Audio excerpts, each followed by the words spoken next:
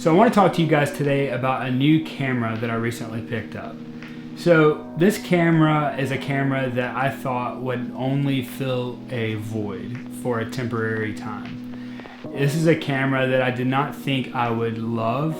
This is a camera I did not think would stay in my possession for a long time. This is a Bessa R2M.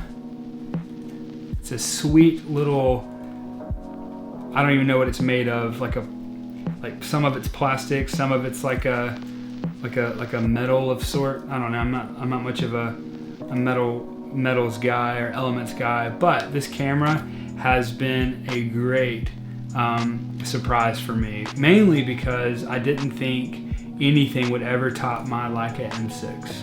And truthfully, they're even though they're both rangefinders, they both kind of function in the same way.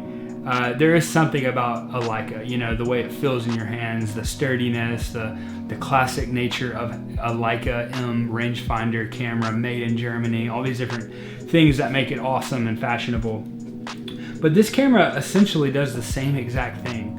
That's what I was mostly surprised with, was how little I actually missed the Leica while I was shooting this camera. Obviously it has all the same features. It's a fully manual camera with the exception of a meter that works really well. It has everything that I really could need in a 35mm camera.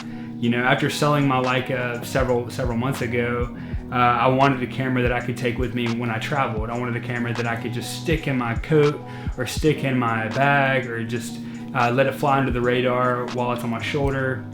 And I felt like this camera was a really great answer for those needs that I was having. Now this camera is it's a good bit less expensive than a Leica M6 or like an M2 or whatever Leica you're looking at. This camera is going to be cheaper, and you can get it actually newer. So this is the Voigtlander Bessa, however you pronounce it, and I've really been enjoying it lately because it is just so easy to use. It's so easy to take with you everywhere you go. I felt like living in the South, there's not a huge need for me personally to have a really nice 35mm camera. I would rather put my money into medium format personally for me, because I'm shooting a lot of nature things or and some portraiture and different things like that. So there's nothing really compared to a medium format camera for that. But something I've really enjoyed about this camera is that it really makes you feel that classic feel of shooting with a 35mm rangefinder. And so when I got to go to New York a few months ago, I got to use this thing. I walked several miles each day just shooting in the streets.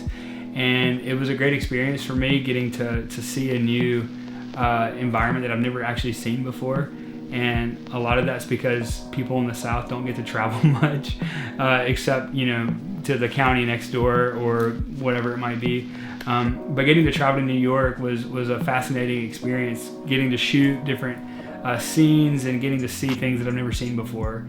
And this camera was a great companion for that. And so if you're in the market and you're looking for a rangefinder or even just like a 35mm camera, and you have a little bit of money that you can spend on it, I would really suggest this camera.